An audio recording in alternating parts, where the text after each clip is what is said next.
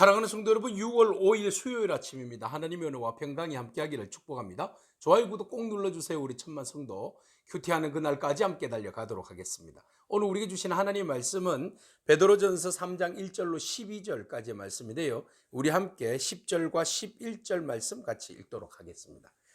그러므로 생명을 사랑하고 좋은 날 보기를 원하는 자는 혀를 금하여 악한 말을 그치며 그 입술로 거짓을 말하지 말고 악에서 떠나 선을 행하고 화평을 구하며 그것을 따르라. 아멘. 베드로는 그 가장 가까이 있는 사람들에게 우리가 어떻게 대할 것인가에 대한 이야기를 나누고 있습니다. 뭐 국가에 대해서, 나라와 민족, 또 열방을 향하여서, 또 주변에 안 믿는 사람들에 대하여서 우리가 어떻게 행동할 것인가. 그러므로 그 사람들을 구원으로 이르는 그런 좋은 그런 역할을 우리가 감당하게 되는 것입니다. 그래서 그 일들에 대해서는 많이 이야기를 했습니다. 그러나 정작 제일 중요한 것은 나와 가장 가까이 있는 사람들, 네, 그 사람들에게도 동일하게 대해야 된다라는 겁니다. 우리가 살다 보면 가장 가까이 있는 사람들에게 함부로 대하는 경향이 많아요. 특별히 남편은 아내에게, 아내는 남편에게 말이죠. 그러나 성경적 가르침은 오늘 그렇지 않다는 겁니다. 가까이 있을수록 더 존중하고 더 함께 채워주어야 한다라고 말하고 있습니다. 오늘 먼저 아내들이 남편에게 대할 때 순종하라 이런 이야기합니다. 아니 시대에 걸맞지 않게 무슨 순종이냐 이런 이야기를 할 수 있습니다. 그러나 그 순종이라는 것은 앞에서 적용한 것 같이 우리가 하나님 나라의 상속자잖아요. 그래서 우리가 하나님 나라의 그 하나님의 뜻을 안고 살아가는 믿음의 상속자이기 때문에 그 권세와 권위가 있으니 권세와 권위로 우리가 무조건 밑에서 굴종하는 것이 아니라 오히려 하나님의 권위 아래에서 품는 거죠. 일종의 순종이라는 것은 품는 개념이다. 우리가 이렇게 생각하면 되겠습니다.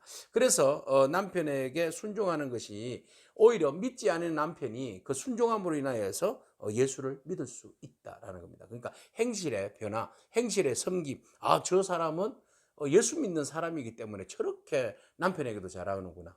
남편이 그렇게 핍박하고 남편이 그렇게 인격적으로 무시함에도 불구하고 그것을 인내하고 참고 오로지 겸손함으로 남편을 잘 이렇게 보필하는구나. 왜 저렇지? 저게 어디서 오는 능력일까라고 이야기했을 때에 바로 성령 안에서 예수 그리스도의 보혈의 그 복음의 권세와 능력 안에서 오는 거죠. 우리가 일반적인 생각하면 남편이 아내를 핍박하면 당장 이혼해, 돌아서, 어떻게 같이 살아, 막 이렇게 말할 수 있어요. 그죠? 네, 그것만이 해법이 아니다라는 거죠. 그래서 지혜롭게 기도하면서 좀 인내가 필요합니다. 좀 답답한 마음은 있어요. 그렇지만 그를 위하여서 기도하고 내가 하늘의 권세를 받은 자로서 남편을 품겠다 이런 마음이 있으면 그가 악할지라도 그가 믿지 아니하는 사람이라 할지라도 예수를 믿을 수 있는 좋은 기회가 되고 또 그렇게 믿을 줄로 믿습니다. 여러분 힘내십시오. 자, 그 다음에 그 사람들은 바로 너희들의 그 정결한 행실을 봄이라 이랬어요. 안 보는 것 같아도 다 보고 있다라는 겁니다. 그러므로 우리가 꾸밀 때에 단장하는 머리를 꾸미고 금을 차고 아름다운 옷을 입는 외모로 하지 말고 너의 마음에 숨은 사람. 마음에 숨은 사람이 뭐예요? 그리스도를 닮은 속사람이죠, 속사람. 네. 우리 마음 속에는 그리스도를 닮은 속사람이 있는데 그 속사람으로 인하여서 온유하고 안정한 심령을 썩지 아니하는 것으로 알아 그랬어요. 온유함, 남편에게 부드럽게 젠틀하게 부드럽게 대하고 또 그리고 타인에게 어떤 그 편안함을 줄 수 있는 그런 마음들. 그래서 이것은 깊은 영성에 의해서 우러나오는 것이죠. 내가 흉내 낸다고 해서 되는 게 아니라 내가 말씀 안에서 그 오랫동안 머물 때 진국이 나오듯이 말이죠. 그죠? 예. 그러니까 사고를 푹 꼬우면 진국이 나오잖아요. 그렇듯이 우리가 말씀에 푹 당기고 말이죠. 주님 말씀 안에 머물러 있을 때에 우리가 이런 덕스러운 삶이 우러나올 수 있게 되는 거죠. 아내된 여러분, 그리스도의 권위와 권세로 남편을 품으시기 바랍니다. 아멘. 자, 그러면 남편은 어떻게 할까요? 네, 남편은 바로 아내에 대하여서 동거하고 그의 연약함을 보아라 그랬어요. 연약한 그릇이지 않느냐. 그러니까 남편이 그 힘이 있다고 해가지고 아내를 함부로 대해서는 안 된다라는 겁니다. 그래서 이 아내는 또한 우리가 여기서 중요한 것은 생명의 은혜를 함께 이어받을 자다 그랬어요. 생명의 은혜를 함께 이어받을 자. 그래서 주님 안에서 우리가 동등한 입장이다라는 거죠. 우리 창세기에 보면 에제르라는 돕는 배필이라고 이야기했을 때에 그 돕는 배필은 함께 걸어가는 거잖아요. 함께 동행하는 그런 위치에서 걸어가는 그런 돕는 자의 역할이잖아요. 그러니까 아내가 남편을 돕고 연약해서 돕는 게 아니고 함께 풍성함으로 어우러 있기 때문에 돕는 거죠. 남편은 아내와 더불어서 우리가 상하 구조가 아니라 복종과 굴종의 관계가 아니라 오히려 우리가 더욱더 생명의 은혜를 함께 이어가는 중요한 위치, 동반자, 동력자, 협력자라는 개념을 잊지 말아야 한다는 겁니다. 그래서 남편이 아내에게 함부로 권위 있게 하지 말고, 우리가 권세 있고 권위 있는 사람은 더 마음이 넓어서 아내를 포용하고 품어주고 약한 부분을 이렇게 대체해 줄 수 있는 그런 마음들이 남편에게 있는 거죠. 우리가 남편 된 여러분, 우리가 참 약하잖아요. 그런 부분에 대해서.